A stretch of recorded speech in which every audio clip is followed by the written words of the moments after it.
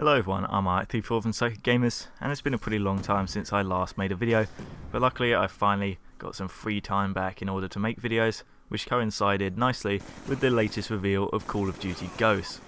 Now previously we had been given a live action teaser trailer for the game. Yesterday, two more trailers were released, a reveal trailer and a behind the scenes developer diary. Both of these were shown at the Xbox One announcement event, that is the new Xbox if you didn't know already. They made sure to pick a nice, completely non-confusing name for the third generation Xbox.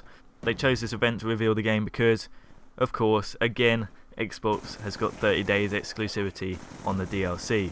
Great news for Microsoft and Xbox owners, terrible news for everyone else. Now these two videos gave us quite a bit of information about the game. Information that we didn't know before, or rumours that we'd heard before that have now been confirmed. If you haven't already seen these trailers, then all the info you need can be found in the description. I'm just going to go through the things that I noticed that really stood out to me. As is pretty standard with Call of Duty reveals, this first major reveal of the game is pretty heavily focused on the campaign mode. Obviously most players don't play Call of Duty for the story, even though every year the Call of Duty campaign is pretty good. They are always ridiculously short, coming in about 5 or 6 hours. But then there's the multiplayer that you can spend days and days playing the multiplayer. So really, the multiplayer is the main focus of the game, and the single player is just a little bit of an extra. Now the opening trailer starts with, "It's been 10 years." So obviously something big has happened. Now so far it hasn't been made clear what has happened, but it's devastated the US military and their government is in disarray. Throughout the trailer there's a lot of footage that suggests whatever happened to cause this destruction in the first place is still going on.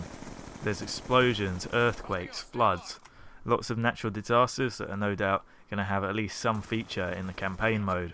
This trailer gave us another look at the squad we're going to be playing as, an elite team made up from remnants of various different US Special Forces. The character that really stood out, however, wasn't a person, it was in fact a German Shepherd dog who's going to be an integral part of your team. It's going to be able to do things during the storyline, including sniffing out explosives and just generally protecting you and your team. It sounds like they're going all out to make us really care about the dog, so there's little doubt that he'll be treated the same way as every other character we've ever loved in an Infinity Ward game, and they'll kill him off partway through. Certainly not looking forward to that scene. Aside from dog-based gameplay, we also got a little tease of what seems to be stealthier missions. If pulled off correctly, the stealth sequences could be a really good addition to Call of Duty Ghosts. Something along the lines of All Gillied Up maybe, everyone loved that mission. We still see a lot of explosions and gunfire, so not all of it's going to be sneaking around. There's also quite a bit of focus on underwater, we see some diving sequences, and while it's certainly not the first Call of Duty to feature underwater sequences, it seems like it's going to be improving on it quite a lot.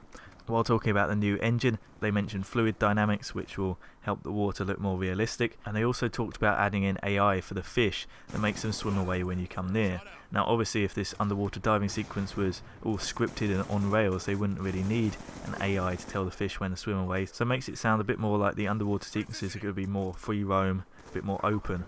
Now about 20 seconds ago I did mention a new engine. Finally, Call of Duty is getting an upgrade to its core. We've been asking for new engines every single game since Call of Duty 4, and while Infinity Ward and Triarch have continued to modify the engine further and further, they've never actually decided to fully upgrade it. Now we're stepping into next gen, I guess they decided it's finally time for an upgrade, and that can only be an improvement. For a start, graphical quality is going to increase, and hopefully they'll make it look on par with some of the more recent shooters, make it look like a game that actually belongs in 2013. They've also promised 60 frames a second again, which, you know, it should be standard, but it's good to hear that it's going to be at 60 frames again. Nice smooth gameplay. Now all of this is really good to hear, but with next generation consoles it's not exactly massively difficult to pull off. You're going to have a lot more power behind the consoles to do all of these things. I'm hoping that they've optimised their engine well and that they'll be able to use it on the older consoles, PS3 and the Xbox 360, because Call of Duty Ghosts will be coming out on those as well.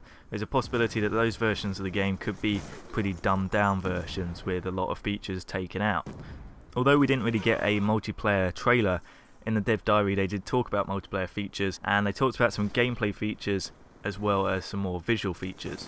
Gameplay side, you're going to have a new mantling feature. Now if you play Battlefield 3 and you come up to a wall and try and jump over it and it's a little bit too high to jump, the guy will actually sort of grab it and swing his legs up over it, do this little animation, and it looks pretty good, and it seems like that's what they're going to be doing with Call of Duty Ghosts. We're also going to be able to lean on consoles, so you can peek out around cover. Now the thing that worries me about this is Call of Duty isn't exactly great for lining up the third person and first person animations. That's why you get head glitching when it looks like while you're looking at the enemy they're only sticking their head out, but on their screen they're sticking their gun out as well. Now this is quite problematic, especially in Black Ops 2, because they've got a lot of features in the maps that are perfect height for head glitching. But now there could be unlimited head glitch points because we can lean out around the cover.